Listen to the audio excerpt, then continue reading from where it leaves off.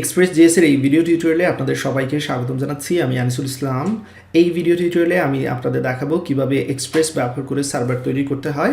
Video শুরুতে আবারও আপনাদের রিমাইন্ড করে দিতে চাচ্ছি, express.js এর এই সিরিজ দেখার পূর্বে অবশ্যই node.js এবং জাভাস্ক্রিপ্টের সিরিজ আপনাদের দেখতে হবে।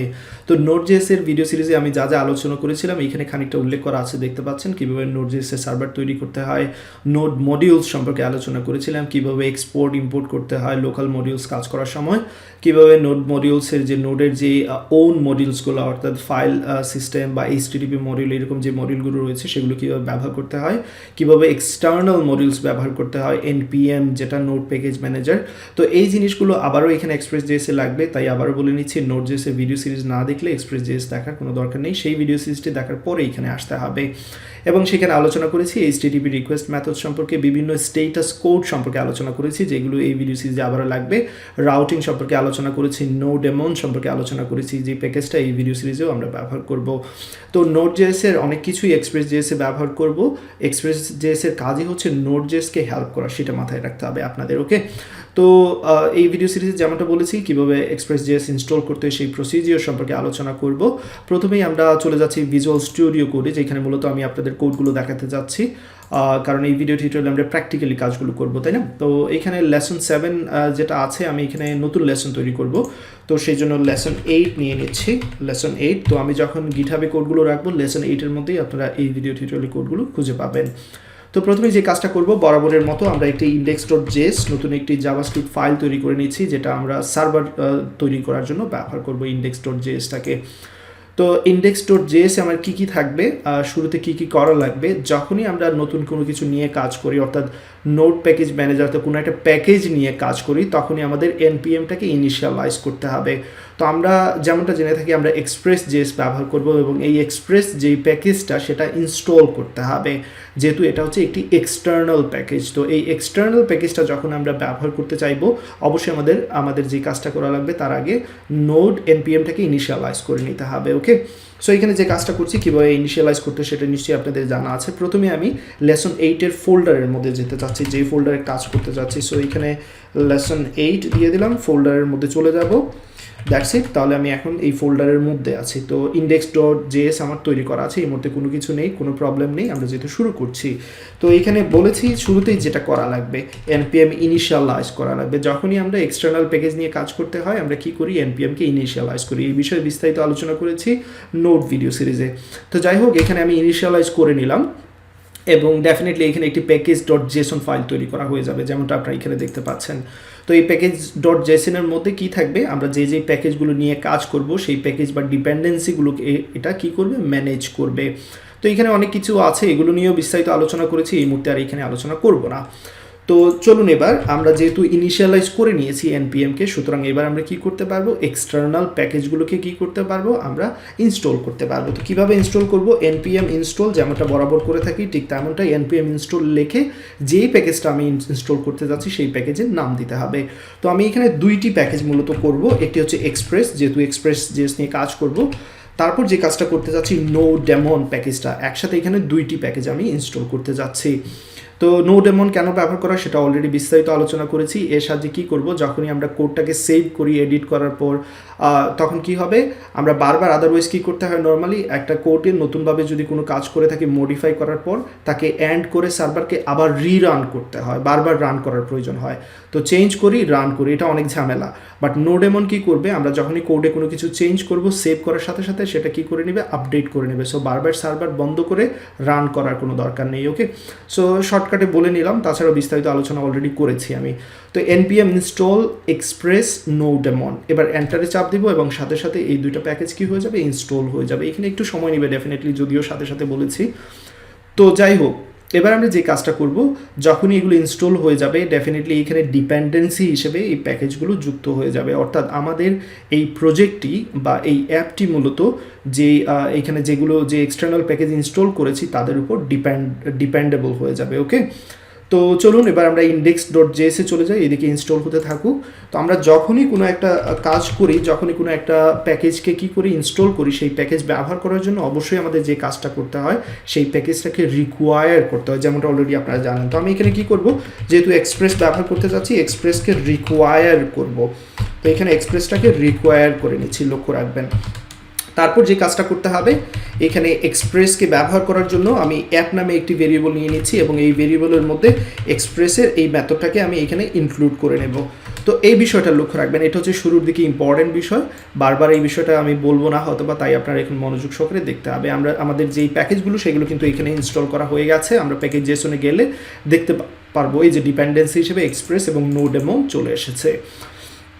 তো এবার যে কথাটা বললাম, এখানে যেহেতু এক্সপ্রেস চলে এসেছে, আমরা ব্যবহার করতে যাচ্ছি, যদি ব্যবহার করতে চাই সেই এক্সপ্রেসকে কী করতে হবে, রিকোয়ার করে কোনো একটা ভেরিয়েবলের মধ্যে রেখে দিতে হবে। আমি এখানে এক্সপ্রেসের মধ্যে রেখেছি, তারপর সেই এক্সপ্রেস মডিউলটাকে আমি একটি ভেরিয়েবলের নাম দিয়েছি অ্যাপ, তার মধ্যে রেখেছি। এখানে আপনাদের ইচ্ছা মতো ভেরিয়েবলের নাম দিতে পারবেন, বাট ম্যাক্সিমাম যেটা বলে 99% পিপলই আসলে মূলত এখানে অ্যাপ ব্যবহার করে থাকে, যাতে করে বুঝতে সুবিধা হয়। তো আমরাও সেটা করছি এখানে।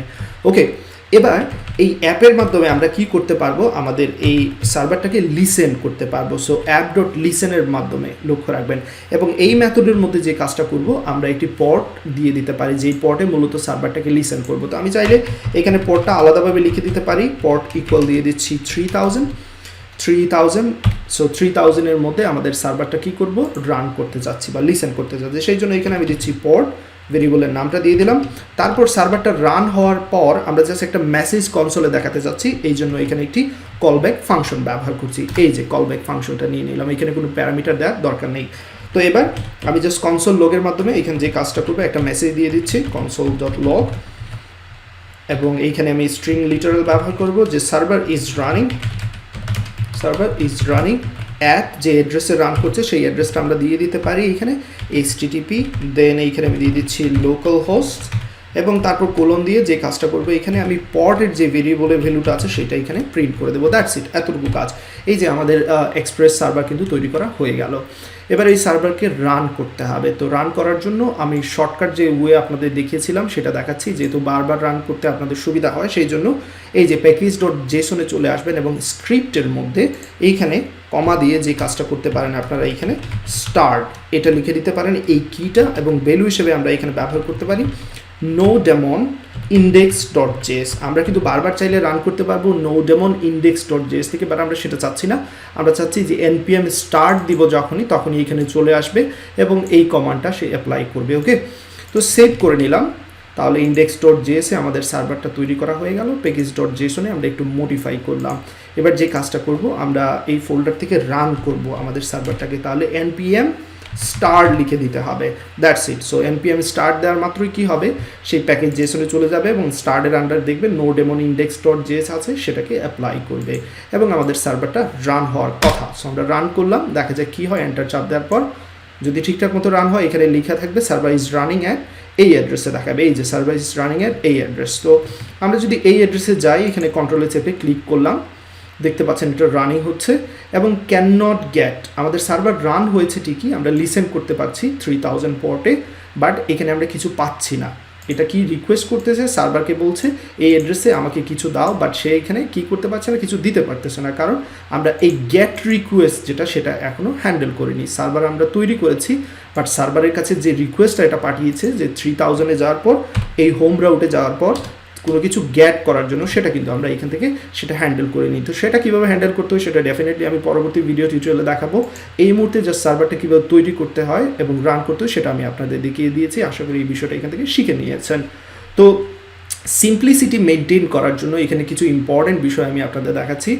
মোস্ট অফ দ্য টাইম এইখানে আসলে অনেক কিছুই অ্যাড করা লাগবে, হয়তো বা এখানে বিভিন্ন রাউট, বিভিন্ন কোডিং, অনেক কিছুই অ্যাড করা লাগবে, কিন্তু index.js-টা আসলে খুবই সিম্পল থাকে, সেই বিষয়টা লক্ষ্য রাখতে হবে। index.js খুবই সিম্পল থাকে এবং আমাদের মোস্ট অফ দ্য কাজ আমরা কি করব, আমরা চাইলে এখান থেকে নতুন একটি ফাইল তৈরি করে নিতে পারি এবং তার নাম দিয়ে দিতে পারি app.js। এই app.js মূলত এই রাউট কল করবে বা যা কিছু কোডিং করবো, মোস্ট অফ দ্য জিনিস এই app.js থেকে কন্ট্রোল হবে।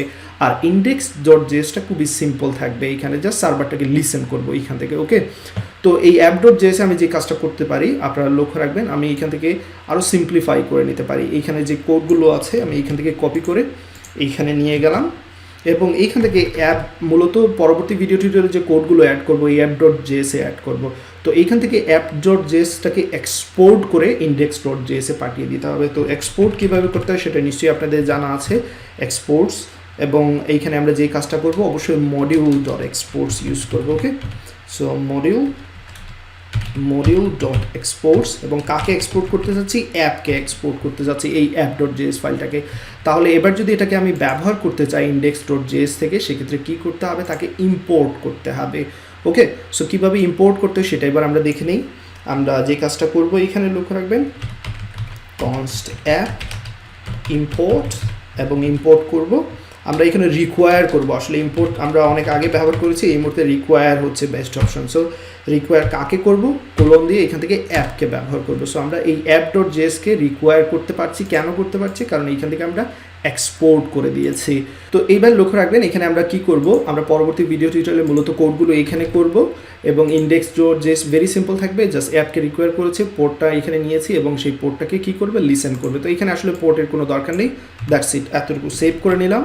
এইখানে সেভ করে নিচ্ছি, দেখুন আমাদের যে সার্ভারটা সেটা কিন্তু রানিং অটোমেটিক্যালি রিস্টার্ট হয়ে যাচ্ছে নোডেমনের কারণে, এবং এটাকে যদি আমরা আবার রান করি, আবার রান করার কোনো দরকার ছিল, তারপরে রান করলাম, এখানে দেখতে পাচ্ছেন আমাদের সার্ভারটা রান করছে, বাট এখানে একটি অ্যারো দেখাচ্ছে যে ক্যান নট গেট, অর্থাৎ গেট রিকোয়েস্ট মেড করার চেষ্টা করছে, বাট আমাদের সার্ভার কিছু দিতে পারছে না। তো পরবর্তী ভিডিও টিউটোরিয়ালে আমি এইচটিটিপি মেথডসগুলো নিয়ে আলোচনা করব। তো এই এইচটিটিপি মেথড সম্পর্কে একটু বেসিক ধারণা এখানে অবশ্যই আমি দিয়ে দিতে পারি আপনাদের, একটু লক্ষ্য রাখবেন। যেমনটা আমি বলেছি যে আমাদের যে ক্লায়েন্ট সাইড থেকে আমরা সার্ভারে রিকোয়েস্ট পাঠাই, বিভিন্ন ধরনের রেস্টফুল এপিআই রিকোয়েস্ট, সার্ভার কী করে সেই রিকোয়েস্টের উপর ভিত্তি করে একটি রেসপন্স দেয়। তো আমরা এই মুহূর্তে 3000 পোর্টে রিকোয়েস্ট পাঠিয়েছি রাউটের মাধ্যমে, হোম রাউটের মাধ্যমে, বাট সার্ভার কোনো কিছু রিকোয়েস্ট দিতে পারছে না। কারণটা হচ্ছে আমরা সার্ভারে এখনও রিকোয়েস্টে রেসপন্সের জন্য কোনো কোড লিখিনি, তাহলে রেসপন্স কীভাবে দিবে, রাইট, সেটা হচ্ছে ইম্পর্টেন্ট বিষয়। তো এই যে এইচটিটিপি মেথড বললাম, এই রেস্টফুল এপিআইয়ের মাধ্যমে যে মাঝখানে যে কানেকশনটা, সেটার কন্ট্রোল করার জন্য আমরা যে এইচটিটিপি মেথডসগুলো দরকার, এখানে সেই এইচটিটিপি মেথডসের নামগুলো দেখতে পাচ্ছেন, এবং এটা আমি এডুরেকার যে সাইটটা আছে সেখান থেকে নিয়েছি। তো দেখতে পাচ্ছেন যেই মেথডসগুলো ব্যবহার করা হয়, পোস্ট মেথড সাধারণত কোনো কিছু ক্রিয়েট করার জন্য, যদি আপনি কোনো কিছু ক্রিয়েট করতে চান, সে ফর এক্সাম্পল একজন নতুন স্টুডেন্টের কিছু ইনফরমেশন নিলেন এবং সেই স্টুডেন্টের ডাটা ক্রিয়েট করতে চাচ্ছেন, নেম নিলেন, এজ নিলেন, এগুলো নিয়ে স্টুডেন্টের জন্য ইনফরমেশনটা আপনি ক্রিয়েট করতে চাচ্ছেন এবং ডেটাবেজে রাখতে চাচ্ছেন, সেক্ষেত্রে আপনি কি করতে পারেন, এই পোস্ট ব্যবহার করে সার্ভারকে বলতে পারেন যে এটা হচ্ছে একটা পোস্ট রিকোয়েস্ট, আমি রিকোয়েস্ট করছি যে এই জিনিসগুলো তোমার এখানে স্টোর করে রাখো বা রাখতে সাহায্য করো। তো সার্ভার সেই রিকোয়েস্টটা নিবে, নেওয়ার পর সেটা কি করবে, ক্রিয়েট করবে আমাদের জন্য। আবার আমাদের সেই স্টুডেন্টের জন্য যদি ডাটাটা আমরা ফ্রন্ট এন্ড থেকে দেখতে চাই যে এই হচ্ছে স্টুডেন্টের আইডি, তুমি আমাকে সেই স্টুডেন্টের জন্য যে ইনফরমেশনগুলো আছে সেগুলো আমাকে দাও, তাহলে সার্ভারকে রিকোয়েস্ট করবো, সেই ক্ষেত্রে হয়তো বা ধরা যাক গেটের মাধ্যমে, গেট মেথডের মাধ্যমে, তাহলে আমরা কি করতে পারবো, রিড করতে পারবো সার্ভারের কাছ থেকে। আবার যদি সেই স্টুডেন্টের কোনো কিছু আপডেট করতে হয়, সে ফর এক্সাম্পল আমাদের যে তার যে ফোন নাম্বারটা আছে সেটা আপডেট করতে চাচ্ছি, সেই ক্ষেত্রে আমরা কি করব, সার্ভারকে পোর্ট মেথডের মাধ্যমে রিকোয়েস্ট পাঠাবো। তো সেক্ষেত্রে সার্ভার কী করতে পারবে, আপডেট করতে পারবে। আবার ডিলিট করার দরকার হলে কোনো কিছু, সেক্ষেত্রে সার্ভারেরকে কী করবো, ডিলিট মেথডের মাধ্যমে আমরা রিকোয়েস্ট পাঠাবো। তো এই এইচটিটিপি মেথডসগুলো নিয়ে পরবর্তী ভিডিও টিউটোরিয়ালে আলোচনা করব। মূলত পরবর্তী ভিডিও টিউটোরিয়ালে আমি গেট মেথডটা নিয়ে একটু বেশি আলোচনা করব এবং একে একে সবগুলো নিয়ে অবশ্যই আলোচনা করব, কারণ যখন আমরা একটা কমপ্লিট রেস্ট এপিআই তৈরি করতে যাইব তখন কিন্তু এই প্রত্যেকটা বিষয় অবশ্যই ইম্পর্টেন্ট।